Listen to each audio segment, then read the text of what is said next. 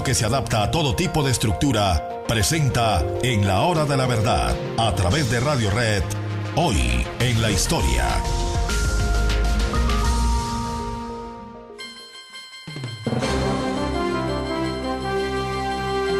Bueno, queridos amigos, hoy en la historia tenemos que recordar que a comienzos del siglo XVI vino el conflicto entre el Papa Clemente VII y Enrique VIII.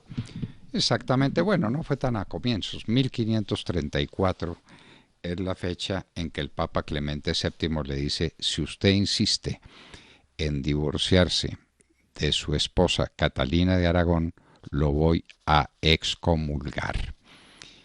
Nada menos que eso, es una advertencia papal. ¿Qué era lo que había ocurrido y por qué razón era el divorcio de Enrique VIII de la reina Catalina? Por una obsesión que tenía el rey. Esto no es una historia de amor y que se querían o no se querían y no se entendieron suficientemente. No, al diablo, pamplinas. Estos pequeños detalles no tenían nada que ver con el proceso real y vital de las esposas de los reyes de su tiempo. Lo que estaba de por medio era la sucesión. Para Enrique VIII, un heredero varón era un elemento esencial para su vida y para el porvenir de la monarquía y para el porvenir de todo lo que él significaba históricamente. Y Catalina no le dio hijos varones a Enrique VIII, fue simplemente ese el hecho. Y ese hecho desencadenó el que el rey Enrique VIII quisiera presentar como su nueva mujer, su nueva esposa, a Ana Bolena. Y eso era dicho y sabido. Lo que pasa es que Catalina tenía una condición muy especial, y es que era la tía del emperador de España, que era a su turno el emperador del Sacro Imperio Romano Germánico, de Carlos I. Entonces, o Carlos V, como ustedes lo quieran clasificar. Carlos I de España y V de Alemania. Y entonces la cosa con el emperador era otro precio, porque era un problema político. Pero la Iglesia no podía conceder una anulación que era la que pedía Enrique VIII. A él no le servía un divorcio y nadie le estaba ocultando la posibilidad de que tuviera un divorcio. No, él lo que quería era la nulidad para volverse a casar, a contraer matrimonio. Y lo que estaba alegando era un alegato bien fútil y bien complicado. Y es que Catalina estuvo casada con el hermano de Enrique VIII, de un matrimonio que dicen que no se consumó. La diferencia entre la consumación y la no consumación tendría alguna importancia en nuestro tiempo, ninguna. Pero en aquella época, para el derecho canónico, estaría claro, supuestamente claro, que no podría haber matrimonio válido con la esposa de un hermano. Pero eso estaba en el código. ¿Pero qué pasaba? No, es que no hubo matrimonio consumado, lo que llamaban en el derecho canónico de entonces el matrimonio rato y consumado. Esa era la discusión. Y entre semejante discusión, imagínense cuál podría ser la prueba que existiera en aquel tiempo de que el matrimonio se hubiera consumado o no se consumó cuando Enrique VIII se casó con Catalina.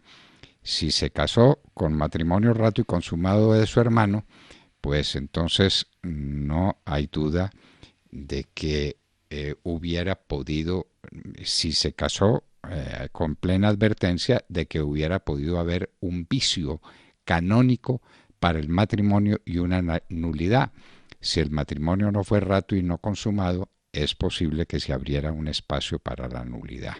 La Iglesia obviamente no se comió semejante cuento, no entró por ese lado, pero además había un interés político, y un interés político obvio, y es que el Imperio Romano Germánico era la gran potencia de su tiempo. Estamos hablando cuando España era la primera potencia del mundo y que había tres personajes centrales en la historia de la Europa de aquella época: Carlos I, el rey de Francia, el rey Francisco II, y Enrique VIII.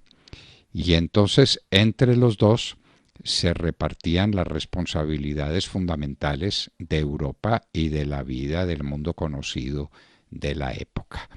De manera que un conflicto de esa naturaleza era un conflicto de proyecciones políticas gigantescas.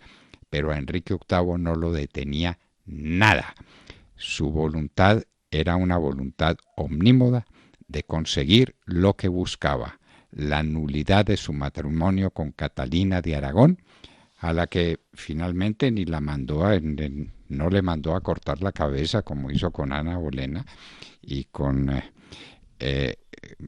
algunas de sus otras allegadas y de sus otras esposas, sino que la respetó, le respetó la vida, pero la mantuvo alejada en una vida prácticamente monacal, porque la repudió por no haberle dado un hijo varón.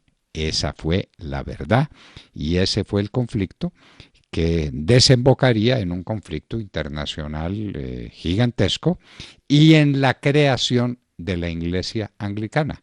Uno dice, bueno, ¿y por qué aparece la Iglesia Anglicana, que es una forma de iglesia protestante distinta de todas las demás, un protestantismo solamente para los anglicanos, es decir, para los herederos de su Majestad Británica? Sí, señor. ¿Y por cuál razón? Por este conflicto entre Clemente VII y Enrique VIII. Conflicto, pues, que surge cuando en el año de 1534 el Papa Clemente le advierte categóricamente a Enrique VIII: si usted insiste en esta nulidad, será excomulgado, como efectivamente ocurrió, y Enrique VIII terminó recordando que él era defensor fidei, DF, que era como se le había reconocido por un acto importante que tuvo en defensa de la fe católica, y que él se convertía entonces en jefe de la Iglesia Católica en la Gran Bretaña, es decir, el jefe de la Iglesia Anglicana. Esa separación de anglicanos y católicos nace de una advertencia que en un día como hoy, en el año de 1534, Clemente VII le hizo a Enrique VIII, rey de Inglaterra. Hoy en la historia.